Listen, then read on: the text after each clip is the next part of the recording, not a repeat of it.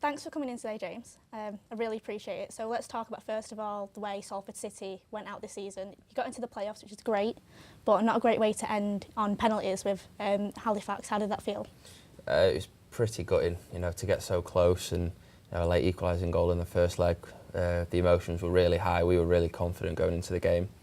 I thought we had a good game. We had good chances to score, and once it comes to penalties, it is a little bit of a lottery. Unfortunately, couldn't win, and unfortunately, I missed mine, and a couple of the lads did. But I think we took stock of the season after it, and we've not had a bad run. Yeah, it was a shame for Salford to end the season like that, but obviously it was a shame this season for you personally because of all the injuries you had. What's it been like this season being at Salford with those injuries? I started the season well. I was in the team. I was playing well. I was getting some consistency. The lads, at times you did well. There was a little bit of a bad run while I was out, and it can be really hard because you're sat watching the games and you're travelling and you're being around the group, but you can't really impact it. Yeah. So you feel like a bit of an extra being there. But thankfully for me, I could get back fit. With 3 or 4 games left of the season and make as much of an impact as I could. And now that Salford are going full time, you've decided to leave Salford. And what made that decision? Was it just that they were going full time? Yeah.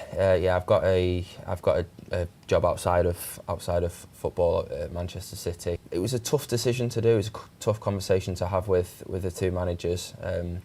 But I think they understood my decision, and I think they appreciate what I've done for them, and they understood that there was no other decision I could make really.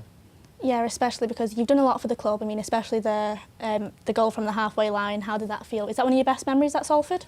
I think it's one of them. Yeah, we had some.